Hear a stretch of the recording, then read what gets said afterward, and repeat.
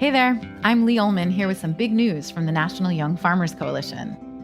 We're partnering with Heritage Radio Network on a special season of The Farm Report. It's all about what's happening with the Farm Bill and how it impacts farmers and eaters. I am growing diversified vegetables on land that's been in our family for 150 years. And so with the pandemic, gentrification, property values going up, we had to sell the land and we lost it. Join us as we uncover the untold stories behind this massive piece of legislation that shapes how we grow our food, what we eat, and so much more. The problems we have had, those are things that come from earlier Farm Bill and USDA policy, right? Like Earl Butz, get big or get out. You know, it's my responsibility to know not only what I'm eating, but then like how that all came to be. And realize like, wow, like this piece of legislation, all this money, like it's technically something that I support as a taxpayer. While Congress debates the next Farm Bill, this is not just an invitation to listen. It's a call to action. Be part of the conversation. Subscribe to the Farm Report on Heritage Radio Network, wherever you listen to podcasts. You're listening to Heritage Radio Network. Since 2009, HRN podcasts have been exploring the wide world of food, beverage, and agriculture. Learn more at heritageradionetwork.org. We talk about food, we talk about music, with musical dudes, finger on the pulse, snacky tunes. Hello and welcome to Snacky Tunes. I'm your host, Darren Bresnitz. Today we're heading to the homeland of Montreal to chat with two of my favorite people, Vanya and Marc Olivier, and their restaurant, Vin Mon Lapin. We talk about how they got their start in the local culinary scene, how they met, what one could expect when they visit the restaurant, and what it means to be the number one spot in Canada. It was a great conversation, and I cannot wait to go visit them again in the city that I love.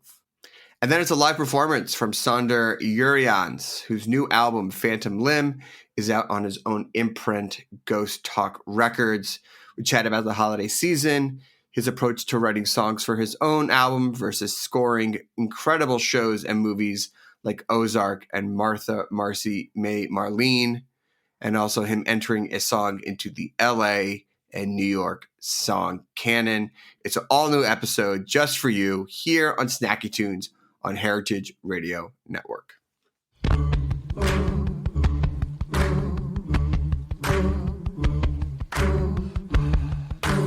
Ritual sacrifice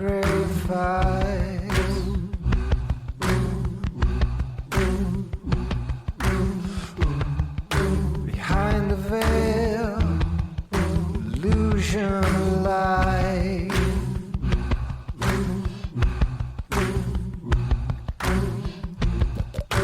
Minds bleed from the sharpest light.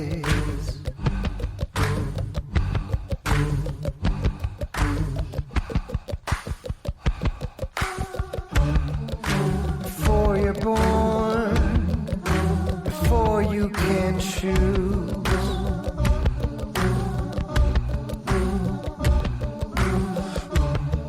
You're stripped of work and put to use.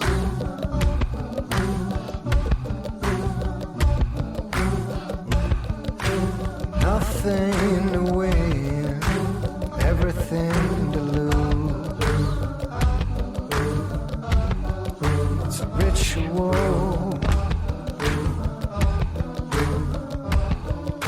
to sacrifice.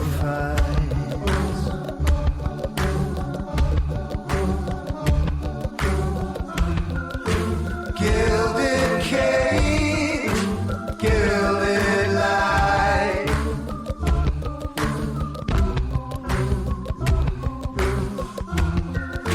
Howling heart, howling mind.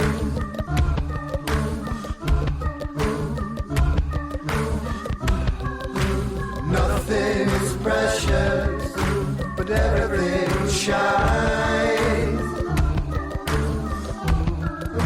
Everything shines.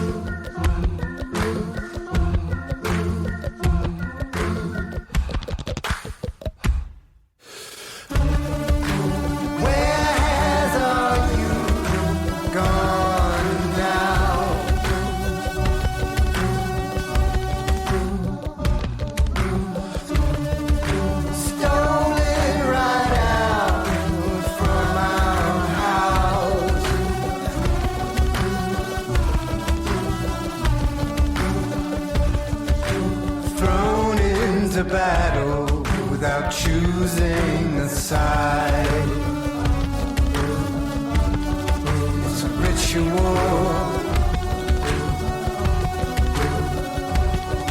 It's a sacrifice.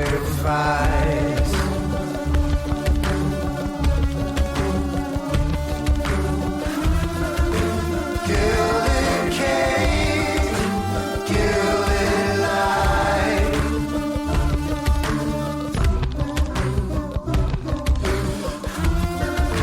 Howling heart, howling mind.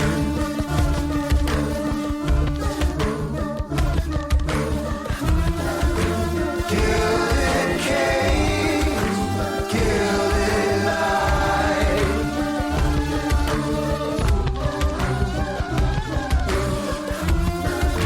Howling heart, howling mind.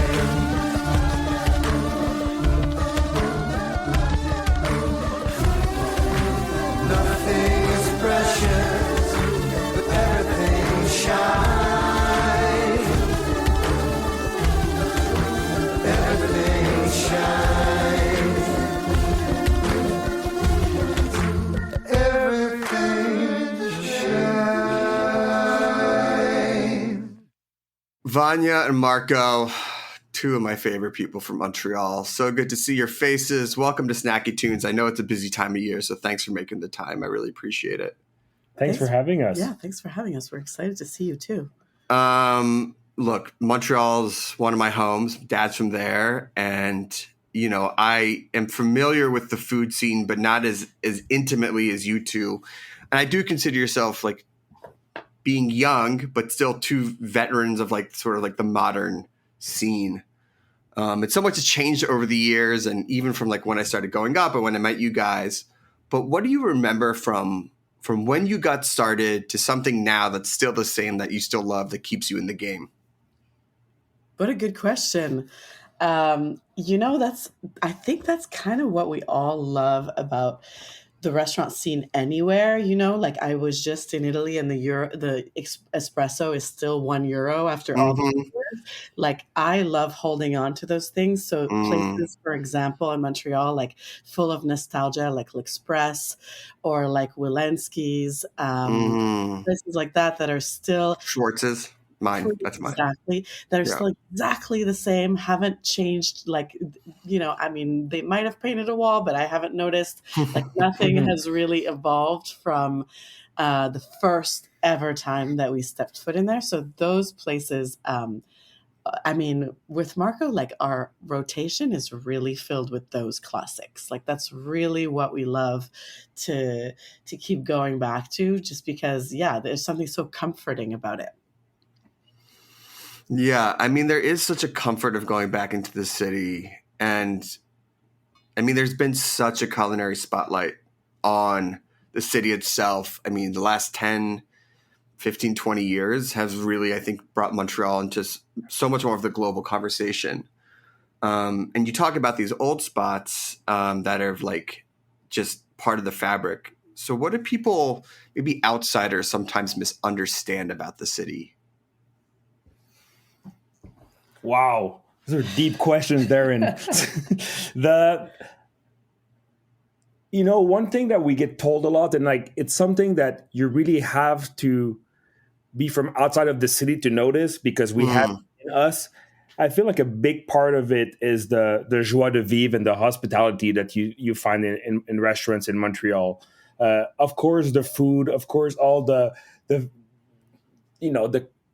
now famous generous portions and the foie gras and all of that. But sorry, what I find is really special in Montreal is how people are used to go to restaurants and the diversity of restaurants that we have here. I find that makes Montreal a bit special. You know what I love? I love that everything is packed until like 1 a.m. Mm-hmm. And I take that for granted all the time. And whenever I travel outside, I'm like, oh yeah, that's not necessarily a given like thing everywhere, right? I love that you walk into, any bistro or wine bar or whatever, and that on a Monday, at like 11:30, it's just like you still have to line up to get a seat. It's definitely something we take for granted. Yeah. Especially, I was in Washington D.C. last weekend. Mhm. My friend is like an MMA fighter, and I went to see him fight. Sure. Man, we we struggled to get some food at midnight after the fight. We were like really trying hard.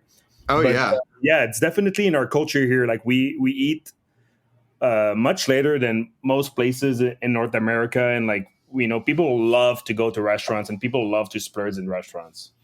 Was it that energy that like built-in restaurant culture that pulled you in to working in the industry in the first place? Oh my god, I like at first I just wanted to cook, right? Like Mhm. I didn't want to be a chef. I didn't want to own, like, I thought that would be nice if that Right. happened at one point, but I really just like started cooking just because I liked cooking. I didn't know at the beginning. I didn't know if I liked to do it on a professional way. I just wanted to like learn some stuff, and I got hooked. I never thought of doing anything else. It's never crossed my mind, and it's been 20 years now that just going. I haven't really even. Maybe it's the first time I stopped thinking of why I'm doing this right now with your question. I love it. I have it in me. But you're right, Darren, though. There's something really special about being part of that community, like contributing. So, same, getting into the industry here, specifically in Montreal, it really is kind of like a vacuum in a way, because Mm. you're all of a sudden just a tiny drop in a bucket in this amazing community that we have, but you really do feel the result, because the clientele, Mhm. local and international, is so Mhm. blown Mhm. away by that sense of Montreal hospitality. It really is special. Like, it really is something that I haven't seen or experienced elsewhere. I mean, I'll never forget when I came up for my bachelor party. The first meal we have was that Joe Beef that Thursday night, and the way that you took care of. We sort of knew each other, but not crazy well. And I just felt like I'd known you for years, and that love and that extension is, you do take it for granted. You do be like, you go to other cities and you're like, okay, like the food's here, but it's missing a little bit of that love and that family feeling. Sure. You guys have the industry to thank of bringing you two together, right? You guys met Yeah, in the totally. industry. Exactly. We were work colleagues before anything else. I feel like that's a good, like, if you can work with someone and you respect someone the way they work, that allows for like friendship and more. Totally. Yeah, we were the best of friends. Tons of respect, obviously, and then things just evolved, as life can do to two people. Yeah, 15 years now. Yeah. Yeah. Yeah, exactly. I mean, listen, you two were working at some of the most decadent restaurants during some of like the headiest times in the Montreal scene. That was the reputation coming out. Yeah, for sure. Obviously things has changed, and I want to talk about that change a little bit, but during that era and like the late aughts and things like that, like, what was it like, the good, the bad, unbelievable, like, you talk about being part of a community, but that was a community with legs. Yeah, for sure. It wasn't for the faint of heart, and there was Mm-mm. something really excess driven about it. In all of those moments, for sure, even when you're in it, there's something very unsustainable, about that type of energy. It's kind of like a perfect storm of everyone being the right age, at the right place in their life, with the right conditions, where they're all in the same zone, and with those same desires to kind of go crazy. So I just remember there are so many times where I remember thinking, I wish that everybody who loves food and wine and, you know, all these things could be here. Like, Mm-hmm. I remember moments that, like, I remember thinking to myself, oh my God, like, I just really wish everybody who would appreciate this could be here, because these are such fleeting Oh yeah. moments, you know, I, like whatever it is, like, you know, scenes like the hockey scene with Bourdain on Valentine's Day with like the immense sauerkraut, like things like that, where like yeah. you're living it, but you're also just like, this is never gonna happen again. Yeah. So yeah, you know, I mean, we were super lucky to be along for the ride during those crazy moments. And it felt like the cooking at that time, the food was just pushing boundaries in a way where there's a little bit more maybe restraint or refinement today. Marco, what was it like being in the kitchen at those times and Well, just pushing there's a, boundaries? we talked earlier about like iconic Montreal restaurants like Walensky's and Sure. Moishes was part of that. Unfortunately, it's closed now. Steakhouse, yeah. Yeah, steakhouse. But there was like this moment of all these, real institutions that were open 80 plus years ago, and then 25 years ago, Pied Cochon opened in Montreal, which was really, I feel the start of a new genre and a new style of cooking in Montreal, where Martin and like what he was doing, I think it's 22 years now that Pied Cochon opened, really influenced a lot the Montreal food scene, to a point that a lot of restaurants were influenced or like wanted the piece of the pie almost, and that lasted quite a bit. That lasted a good, that type of food, that type of generosity, that type of opulence, Pied Cochon style influenced a lot of restaurants in the city. And even if you go to Pied Cochon now, it's evolved into less of that, it was really a time and place for that. I remember going to cooking school. My one of my first jobs in Montreal was Joe Beef. Then I stayed for 11 years, I think. 11 years. You're out of cooking school. I've worked in a few Michelin star places in Europe where everything's kind of like, clean and twizzery and like whatever. Like at that point, molecular was super. Oh man. Like, molecular was big, like if everybody wanted. I was like, in cooking school, they're teaching you how to make like soy spaghetti and like caramelized onion spheres, and then spherification. I remember, and then I remember my first day at Joe Beef. It's like the rib steak is 36 ounces, and it serves with a quarter pound of fatty smoked meat and foie gras and pickles. And I'm like, oh, that's also like, that's very different. But different. I was really into it. I was 19 years old, so I was a sponge at that at that time. I was ready to learn everything and meet everybody and work even more, and and fuck up and like order whole pigs and learn from scratch and like do all that stuff. And at that moment, and for like a very long time, that's really what I loved cooking. That's really what I loved serving. It was so much fun. People at the restaurant always make fun of me. I still do that, but I would like, I'm not a guy that goes in the dining room a lot. It's not my favorite thing. But I love to watch people eat. So I would like, I get that.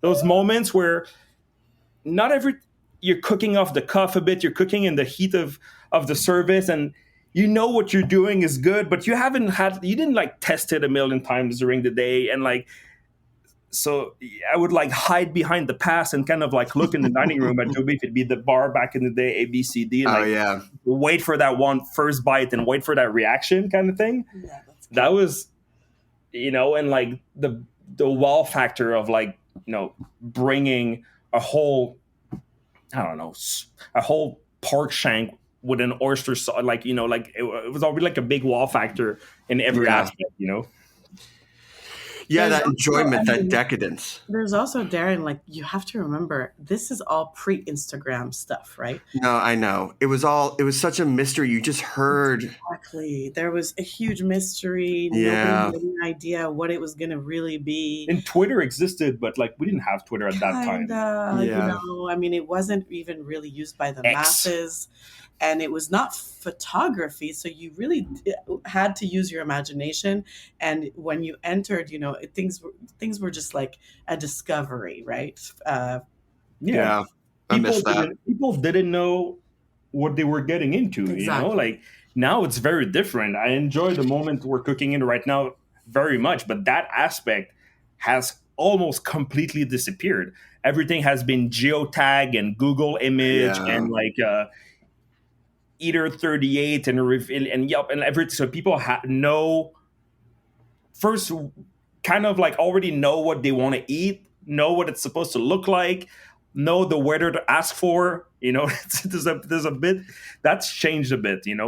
Yeah. We're trying to keep people on their toes. We change the menu all the time, so that doesn't happen too much. And yeah, you have a daily menu, and that does change. But I have heard things where people just show up to restaurants, literally hold up a phone, and just be like this and point. Yeah. No one can see it, but we're all doing the same move. All right, let's take a quick musical break. When I come back, I want to talk about a shift in the scene and the road to opening Vin Mon Lapin and what people can expect to hear on the stereo late at night on, let's say, like a Tuesday. I'll give you time to think about it. We have a song from the archives here on Snacky Tunes on Heritage Radio Network.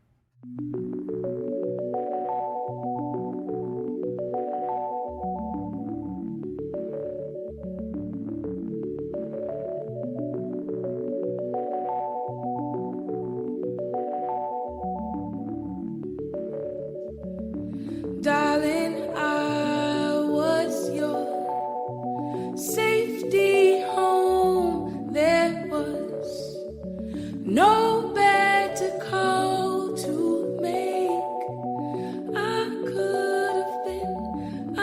could have been, but you always want what you cannot have.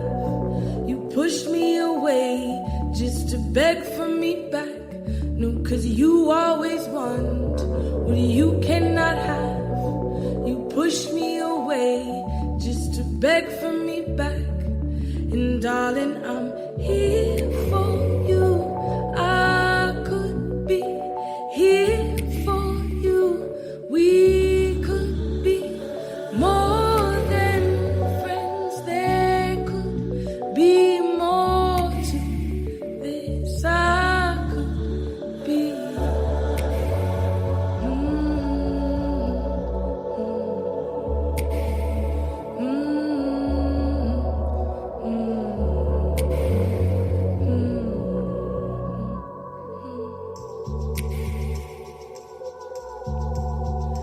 And I told you before,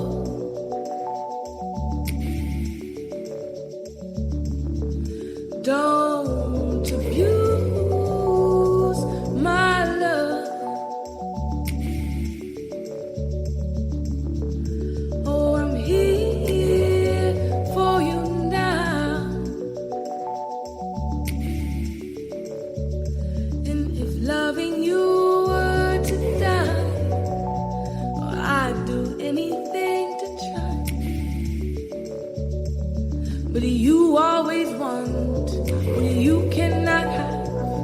You push me away just to beg for me back. No, 'cause you always want what you cannot have. You push me away just to beg for me back. And darling, I could be here for you. We could be more than friends. There could be more to this. I could be.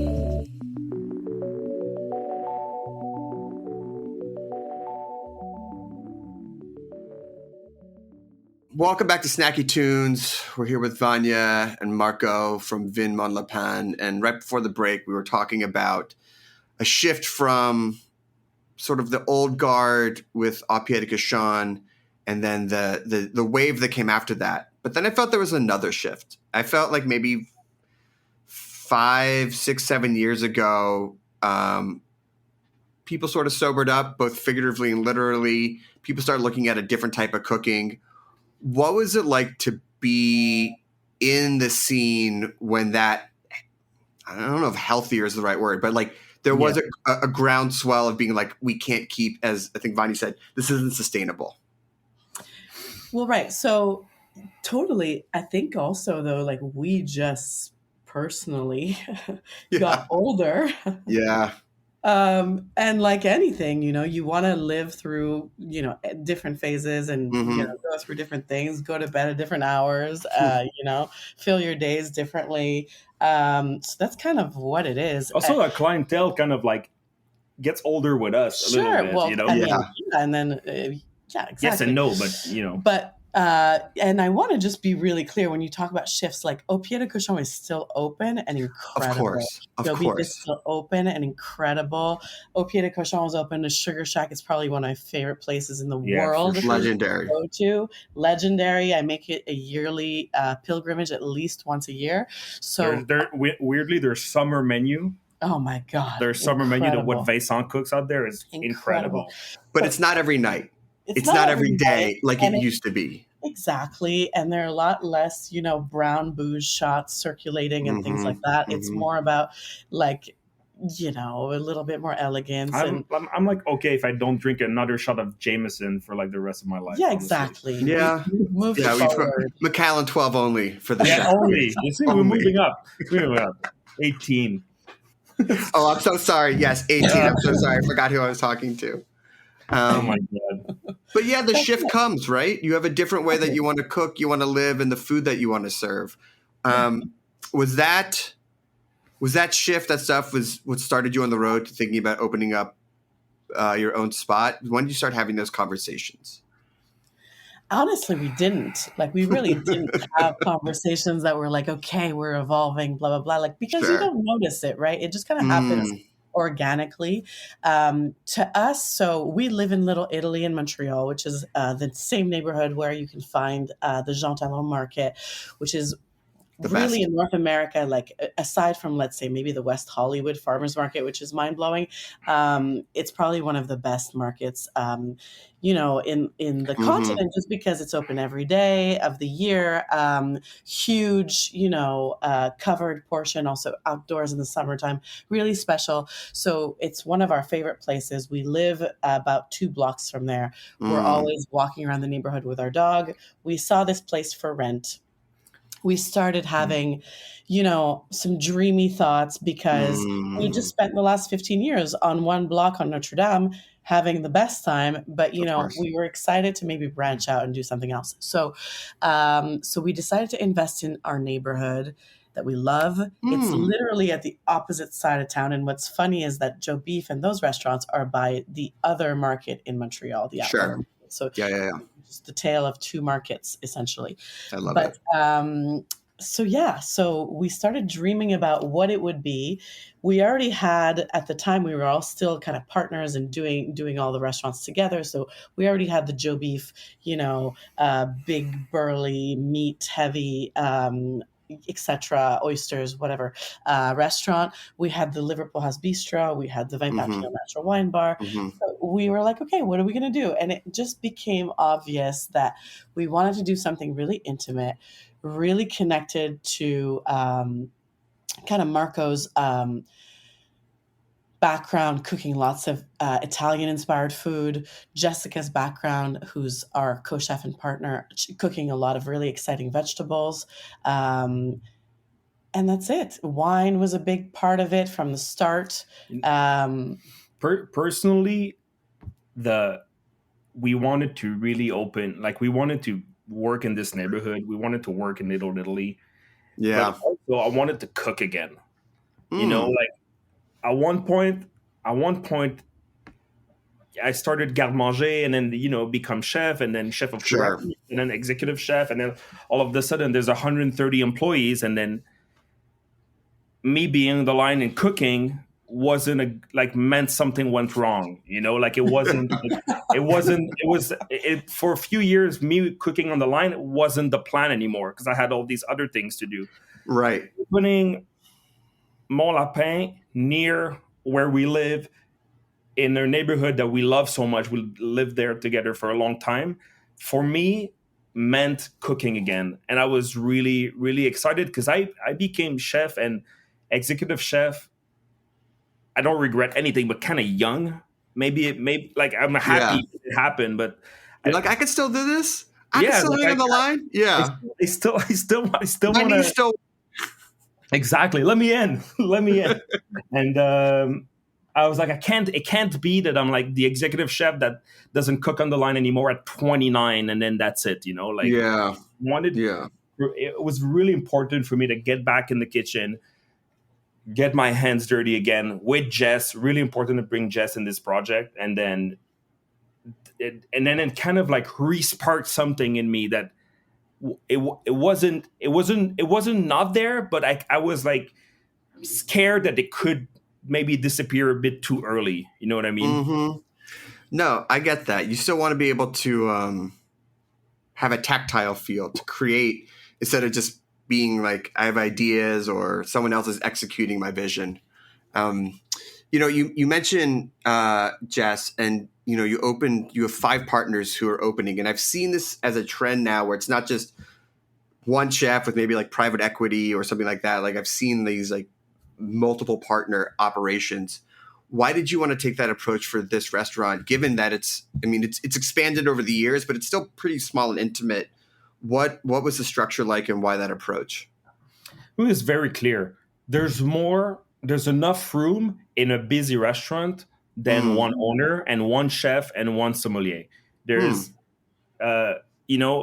we really had like a solid core of people that we wanted not to hire, we wanted to work with, which is like, just like if we want to make that clear, because it's the way we plan the business, is the way we like wanted to like manage the restaurant. So we don't want to work with we want to hire these people, want to work together, and like work together means at all levels, and there's running many restaurants for many years. I realized quickly that when you're busy, if you want to keep everybody kind of with some, what's the word, like Inspiration, motivation, energy, even, you need to work a bit less. And to work a bit less, you need to be able to split the work. There's enough work in a busy restaurant for 2 chefs. There's enough work for 2 managers. There's enough work for 2 sommeliers. If you have an okay sized restaurant that's busy, and like you keep the love of your work doing it like that, and that's what we wanted to create at Mon Lapin. I mean, it's a beautiful thing. I've never heard that approach that way, to understand that like there's enough room for everyone and not just one. And like we make sometimes we're like, maybe in February we're a bit too many people here, but we make it like we yeah. When it gets cold outside and everyone's inside trying to stay warm, yeah. We make it work, and we find the work, Yeah, I mean, look, speaking of the restaurant itself, and having this type of ethos, it really is reflected in the food and the wine you source, but also the design. And it's got a lot of local art. It feels like the perfect type of neighborhood restaurant. What went into building out the space? How conscious was it to put everything together so it feels and has that type of vibe? That was the idea. I mean, you nailed it. We wanted it to be a cozy neighborhood restaurant where, if it were, let's say, in our neighborhood and we didn't own it, place that we just always wanted to go to. That's also really what the wine program tries to reflect, wines that we want to drink all the time. Same with the food, it changes all the time, just to keep it super fresh so that people can come back over and over again and not feel like they're having the same thing all the time.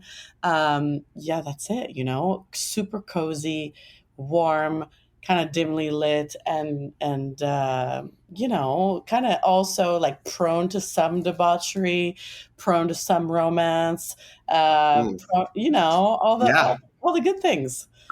Look, I've had some nights in Montreal winters at great restaurants. I know exactly what you're talking about. And listen, I will say it does have that neighborhood vibe, but few neighborhood restaurants are also the number 1 restaurant in Canada. how do you balance that, I would say, national spotlight, international spotlight? What was it like to get that sort of accolade, but knowing like that accolades come and go? Yeah, that's it. I mean, I think one thing is for sure when we got that mention. First, we were obviously surprised, super grateful, obviously as well. But I was really happy personally to have had the experience that I had under my belt at that moment in particular. Just because, like you said, accolades come and go, and it's really easy to kind of just get caught up. We just decided, you know what, we're so happy that this is kind of just a proof in a way that, this restaurant's made some people really happy. Awesome. But we really worked hard at changing nothing. And we really worked hard at, my number one job from that moment became making sure that all of the people we love who have come to the restaurant for years supported us, the people who during COVID were getting like takeout boxes, the people whose kids come for ice cream in the summer, the people who come every year on their anniversary, on their birthday, whatever it is, all those people, I wanted to make sure that those people were still able to always come to the restaurant because it's a neighborhood restaurant, because that's the whole essence of it. So my number one job became that, just really making sure that people were able to come no matter what. So obviously we want to remain a discovery. We want to remain a destination. That is something so special about that. We love that energy. So it's a mix. It's a mix of all those things. But yeah, that the experience that we have working, in other kind of high profile places that have lots of demand and lots of articles coming out all the time, it really benefited us, I think, because we were able to kind of keep it cool headed, be grateful. The team was really happy. And we'll see, next year, someone else will be on top of that list. We'll be so happy for them. Yeah. And, we'll move on. Marco's like, No, I agree. We're not aiming for like a not what's the legacy say like we're not going for like a 5-year streak here. No. Sure. That's not the point. I was really happy and really surprised. We're like a bistro that cooks like delicious, honest food. We're not we're like fancy, I guess, ish, and the look of the place, whatever. But the food we make, I love making bolognese and ragu and pappardelle and like things that is very non-tweezery, So in my head, those kind of lists and those top spots were always reserved for these like Nordic minimalistic tweezery restaurants, which were not. And so it came a bit as a shock, but at the same time, you take the accolade, it comes and go. We know really well we won't be there next year. So we're enjoying the ride for the moment. And yeah. You know what? Also, though, I will say the list was kind of to me like a bit, not to like play down what we do, but it was a bit of a reflection of like an economic moment, How could it not be? How could it not be? Yeah. And also what people are looking for when they are going out and spending some of their money, like maybe they're looking for really being able to identify what they're paying for, paying for the white gloves and the valet service or whatever else more luxurious places offer, which, is such a treat and wonderful, but we clearly aren't that. So to me, it was kind of just like an indicator of, okay, this is what people are gravitating towards right now. This is what they're craving. This is what resonates.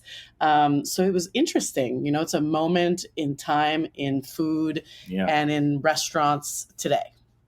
Amazing. Well, listen, like the Montreal Canadiens made it to the final during the bubble year in the NHL, and like it wasn't supposed to go like that. That's how I feel about art. It's like the fluke year. No. So listen, I know we're getting close to the end, but I want you to paint me a picture. It's Tuesday night. let's say 9:45, 10 p.m., place is packed. What's the vibe? What's on the stereo? What's the scene like in the restaurant? Okay, good. I love it. 9:45, people are still coming in. We take reservations until 10:30. Mm-hmm. So there's still some hustle and bustle at the door. Obviously, it's dark out. Obviously, Cold. the lights are super dimmed. Yeah. There's tons of food coming out at the pass, so it smells great. If it's 9:45, we're probably a bit behind on the flip. So there's probably people we're waiting, standing next to the kitchen, which is kind of fun too. People are having apéro, standing around, having a cocktail, a bottle of wine, a bottle of bubbles, whatever it is. And then music is getting a little bit soulful, maybe a little bit, funky. Alex Landry is in charge of the playlist, of like making the playlist at the restaurant, and he's really like, he has a band, Grand Public, which is amazing, and he will stop anything during service to like get the mood and change the music. Yeah, like that's the beginning of service playlist right now, and like I would be ringing the bell in the kitchen, like pick like service, and then this guy's like, wait a second, changing the music. I'll be back, Yeah, exactly. So the music's super important, and it's not loud, but it's definitely not loud. I don't know. At that hour, maybe some Freddie Mercury, maybe woven in with like a bit of jazz, not too much. Like we love Keith Jarrett and things that are a little improv based. BB Flash. Yeah, there might be some Sade woven in. There might be a bit of rap like Dave or Sampa the Great or something like that. Kendrick Lamar. Pino, our boy Pino. And we love playing Alex's music too. Grand Public is dope, so there's always a bit of that. That's it. Amazing. Well, listen, congratulations to you both. If people want to stop by or make a reservation or just follow along, where can they go? Well, how can they check out what you're doing? Yeah, thank you. That we always forget to mention that. That's why I'm here.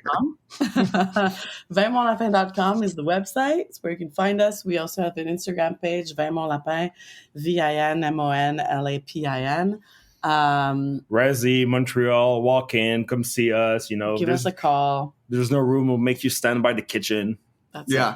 And there's some, if you need some shopping for the holidays, there's some good merch going on right now in the store as well.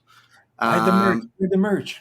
Get the merch. Get the merch. All right. Well, listen, so good to see you both. Congratulations on everything. I can't wait to come back. We have a song from the archives and then a live performance from Saunder, Jurriaans here on Snacky Tunes on Heritage Radio Network.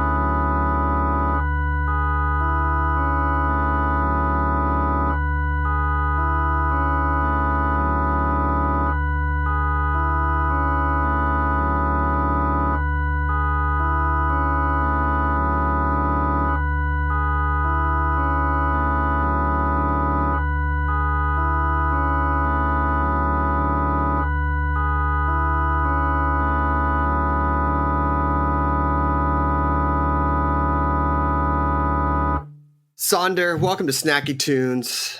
Pleasure to have you. Thanks for making time during the busy holiday season. Really Awesome. appreciate No problem. Coming off Thanksgiving week, how'd you spend it? Full of food, full of family, friends, or a little bit more? Yeah, what'd you eat? What'd you get down with I on went the table? to my family lives on Whidbey Island, Washington. So, and I'm in LA, so it's a pretty quick flight up there. And went up there, and my brother's a chef, and he did a couple turkeys on an open fire spit. Casual, just a casual Francis Mallman style spit roasted turkeys, right? Exactly. Wow, that sounds so nice. It was great. I mean, that place is paradise. I mean, it's pretty dark and rainy in most of the year, but still, it's incredible. Yeah, well, when the light shines, it really shines, right? Yeah, no, incredible. It's amazing. Congratulations, sophomore record, Phantom Limb. Thank you. Listening to it over the break, and really nice for this time of year. How's it feel to have? I mean, you have a lot of work out in the world, but let's call this your second baby. What's it like to have? It really is. I mean, kid number 2 out there trotting around.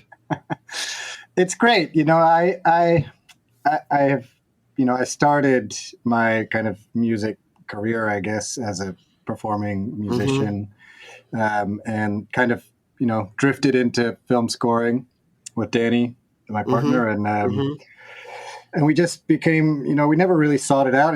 We became so busy, and it takes up a lot of my time, but I still have the urge and I need to write songs and do other things. So it's hard to find the time, but I do, and it feels good to be able to put that out. It's pretty scary for me.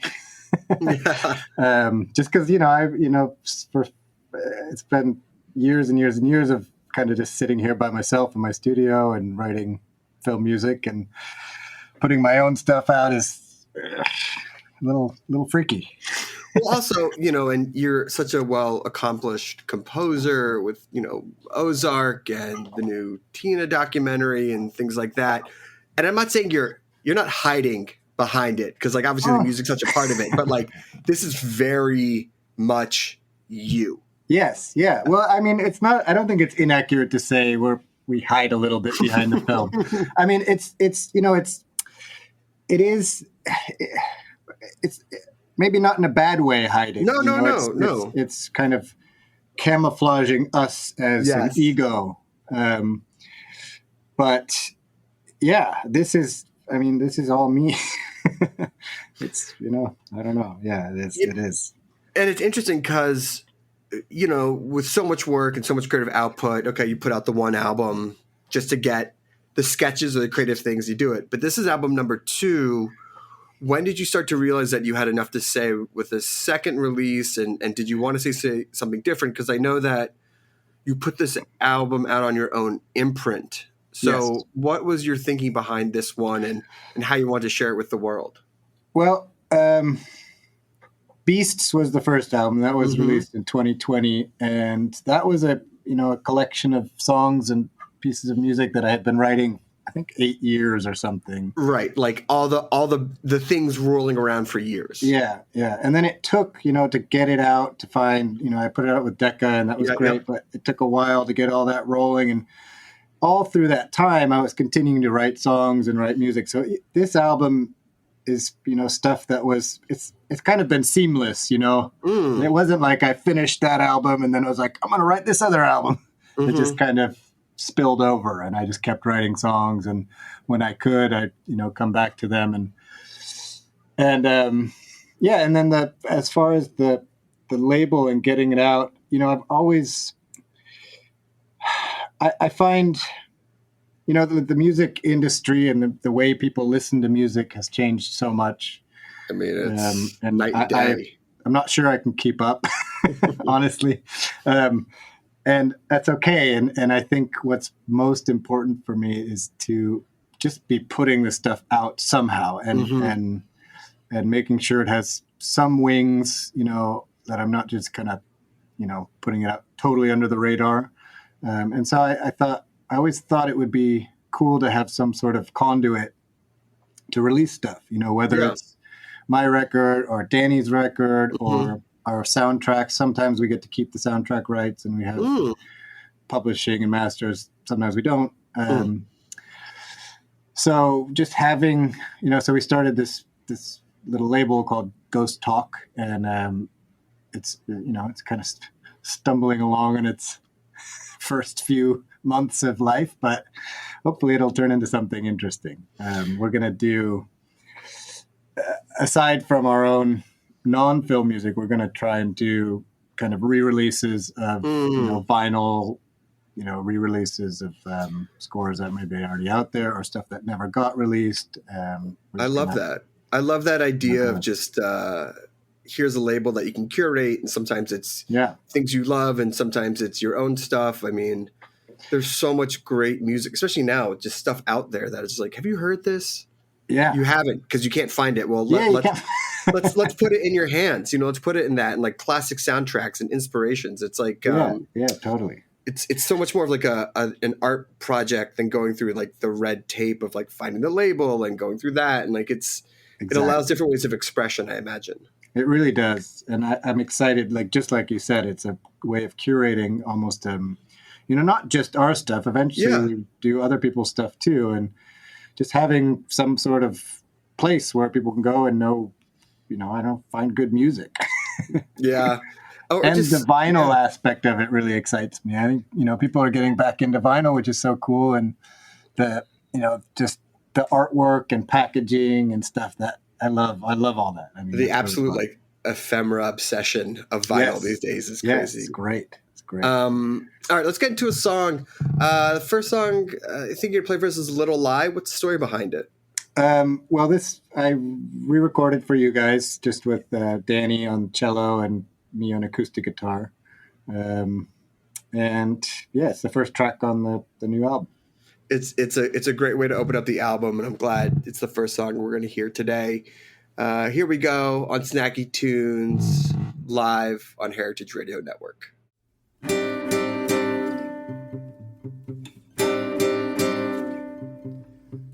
Ooh, just a little lie.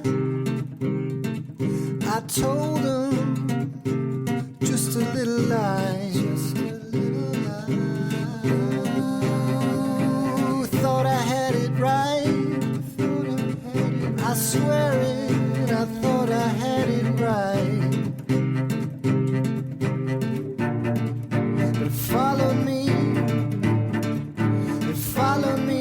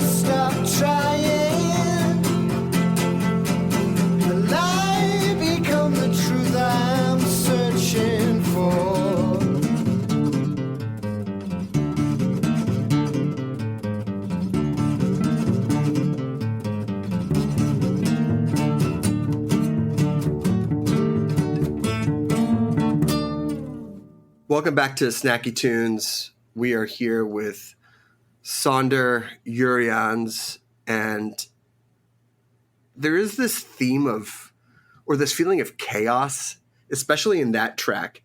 And I remember the first time I listened to it, and I was like, is this thing going to break open? And it was like pulling me forward and pushing me back, and then you bring it back in. Obviously, there's been a lot of chaos recently in the world and things like that. Was that an intentional inspiration to have that feeling in your music, or did it just subconsciously come through?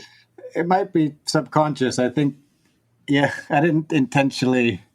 I don't think, there's no intentional comment on kind of what's going on in the world or anything, but it's funny you say that. But I always kind of, I have a real interest in chaos and mistakes, I guess. I mean, I always, with film music and with my own music, I'm always, looking for mistakes. I'm good at playing some instruments and not good at playing other ones, but I play them anyways, and I kind of welcome the chaos that ensues with that. That song has a few kind of cliffs where it, you get to an edge and it starts to fall off, and then it kind of comes back.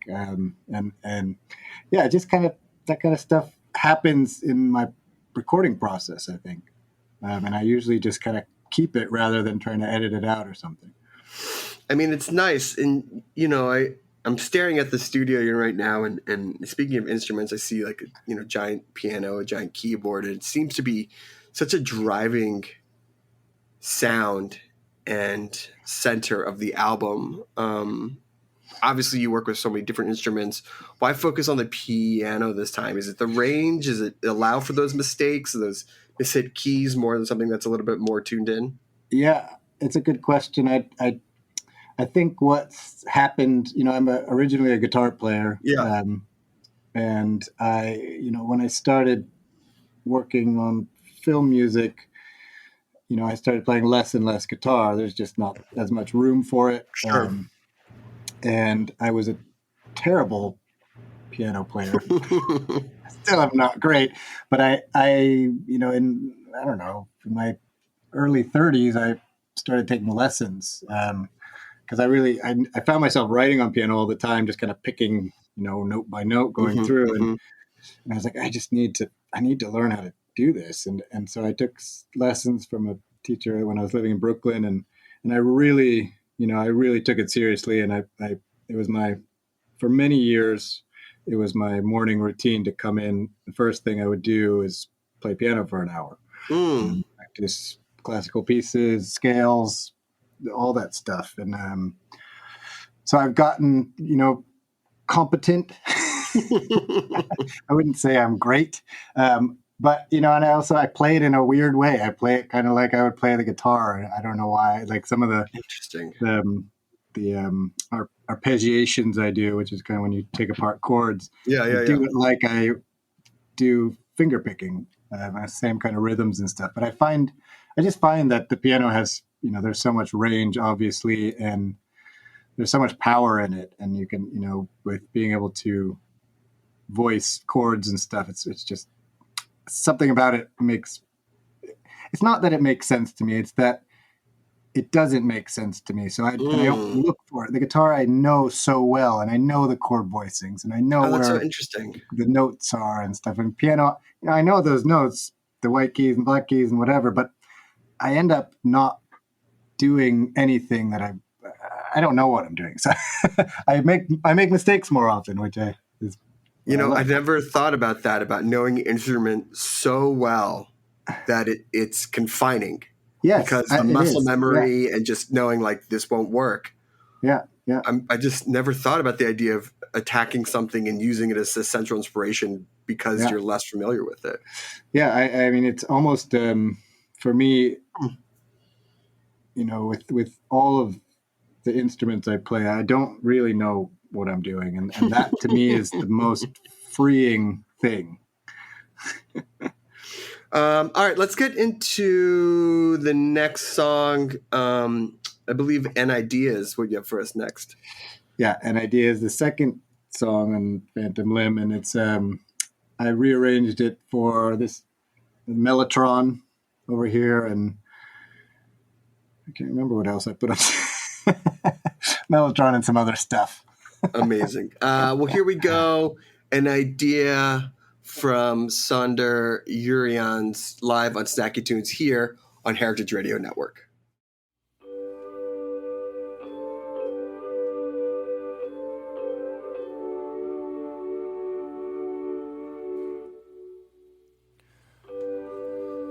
I'm trying to find you. I'm trying to find you.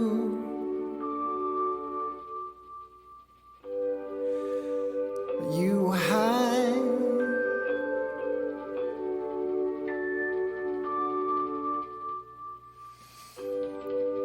You hide. You hide. I may fall asleep and dream of you.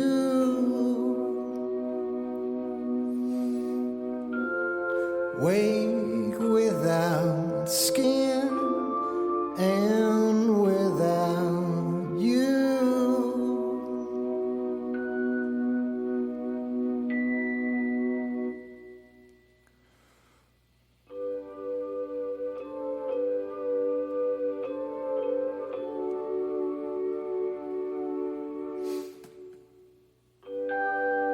And I'm trying to know you. Yeah, I'm trying to know you. But you run.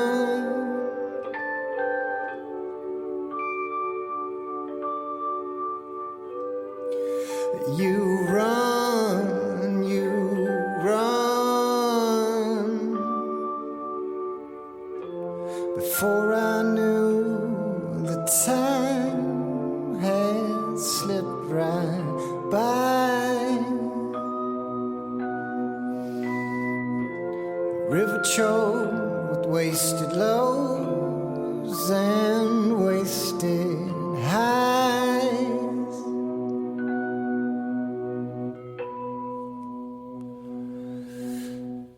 And I'm trying to hold you. Yeah, I'm trying to hold you. But you gone,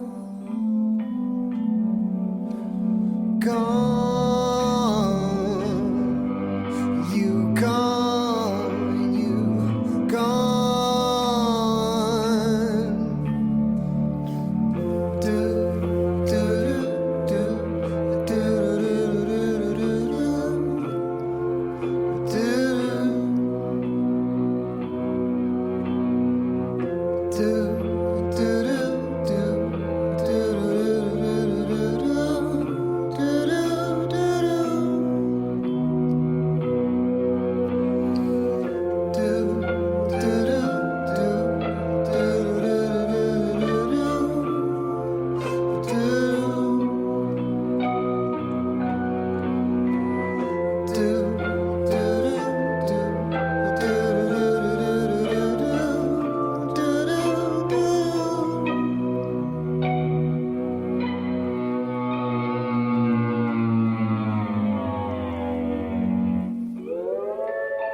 And I'm trying to find you.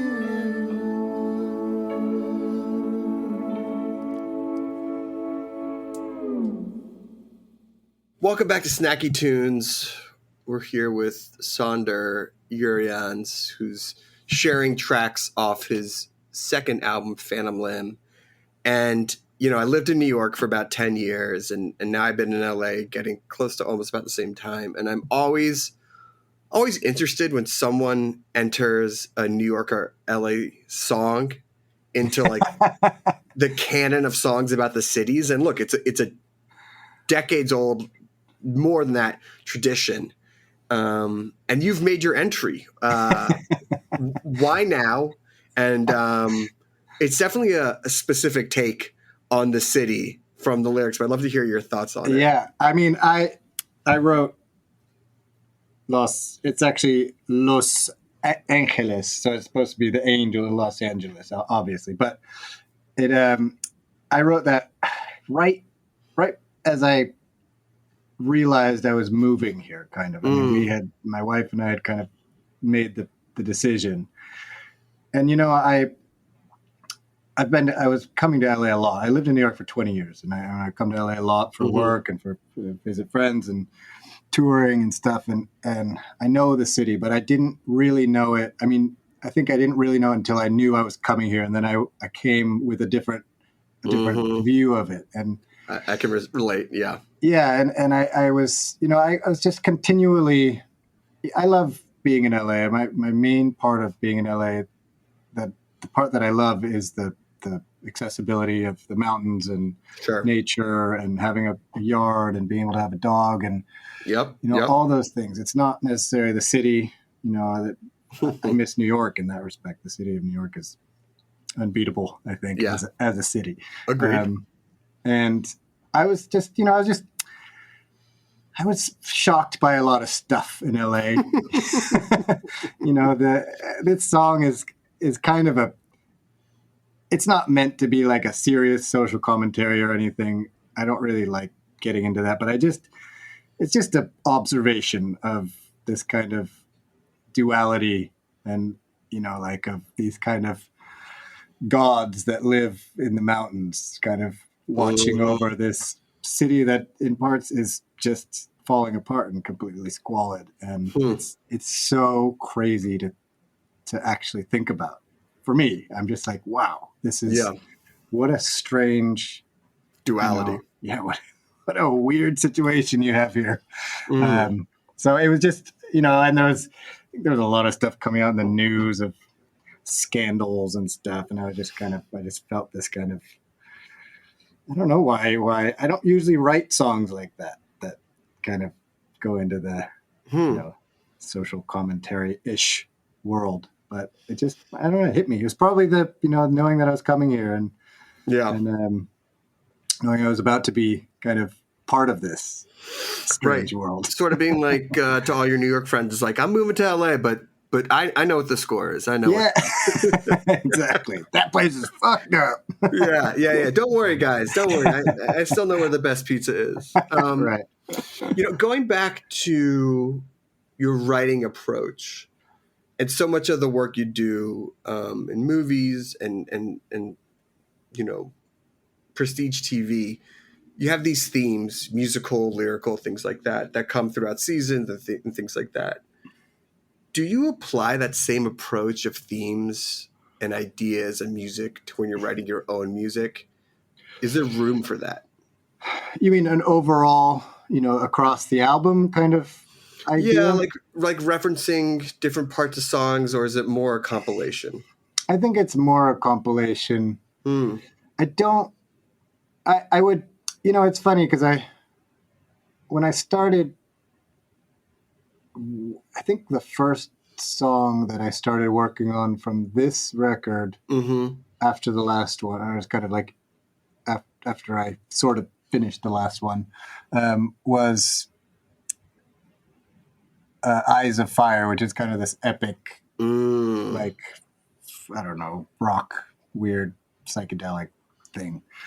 And the idea was I was like, I want to just write a 40-minute song that just goes wherever I feel like it should go in the moment. Like I come in, I write a section, and then come in a few days later, write another section that comes out of it. A corpse pose type of thing, like just keep going. Yeah, exactly. And that was kind of the idea. I still want to do something like that. It didn't work out for that one, but sure. I think it's something I'd like to do. This idea of kind of having a more, maybe not a concept album or some kind of thematic through line of an album. But I don't think this one has it. There's too much time in between writing the songs. Yeah. It's just they're too. They fit together in a weird way somehow, but they're written in different mind states, I guess. No, that makes sense. I mean, listen, that's the third album's historically the concept album. So great. That's great to know. So there you go. Well, listen, I know that I want to get one more song in, but we just finished one holiday. We're heading into the next holiday. What do you got planned? Are you doing the cooking this time, or is that all? I guess if I had a chef with an open fire skills, I'd probably be flying too. Well, my wife is from Argentina, and so we go there. We try to go there Christmas every year, and we're going this year. So I'll probably eat some excellent steak. And yeah, I'll be down there. It'll be hot summer, and and that'll be fun. Beautiful. Well, listen, congratulations on Phantom Limb. I believe the last track you have for us is Everything Shines, and it's out on Ghost Talk Records, your own imprint. But what's the story behind this song?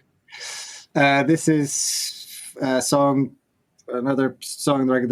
The original recording is all body sounds. So it's all voices, clapping, chest thumping, whistling. But obviously I couldn't do that in a more live setting, so I did it for guitar, cello, and vocals. Beautiful. Well, congratulations. Thank you so much for making the time. Thank you to Gio for setting this up. And we'll be back next week with another episode of Snacky Tunes here on Heritage Radio Network.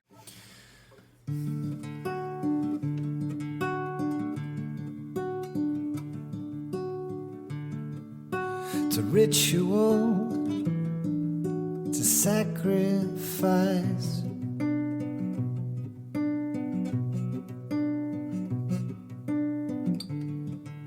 Behind the veil, illusion of life.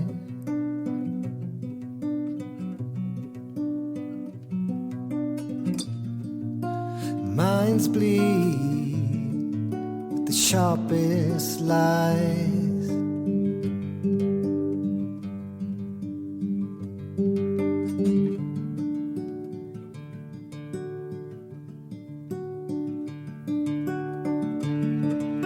Before you're born, before you can choose,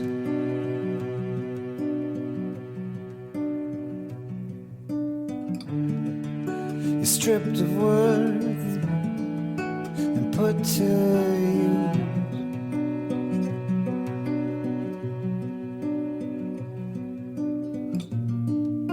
Nothing to win and everything to lose. It's a ritual.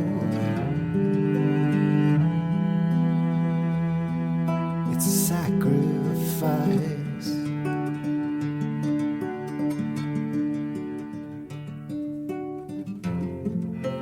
Gilded cage, gilded line.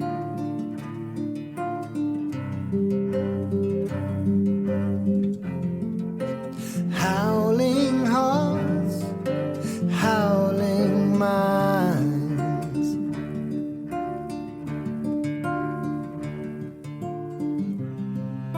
Nothing is precious, but everything shines. Everything shines.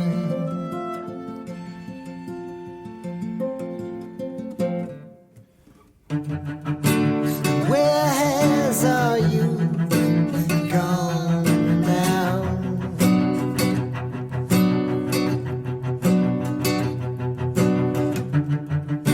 Stolen right out from our house.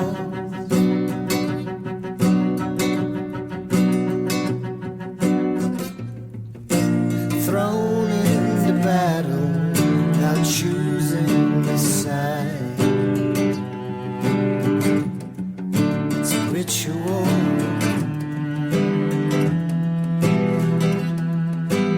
sacrifice.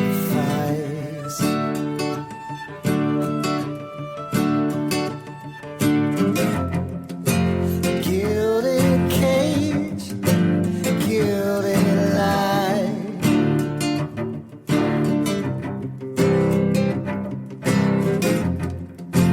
Howling hearts, howling minds.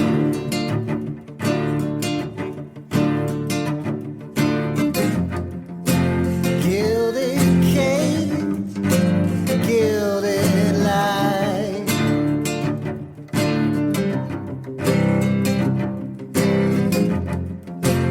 Howling heart, howling mind.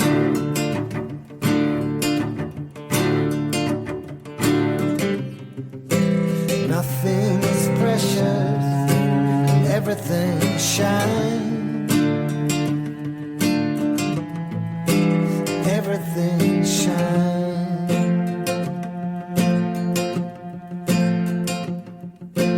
Everything shines. We talk about food, we talk about music with musical dudes. Finger on the pulse, snacky tunes. Snacky Tunes is powered by Simplecast. Thanks for listening to Heritage Radio Network, food radio supported by you. Keep in touch at heritageradionetwork.org/subscribe.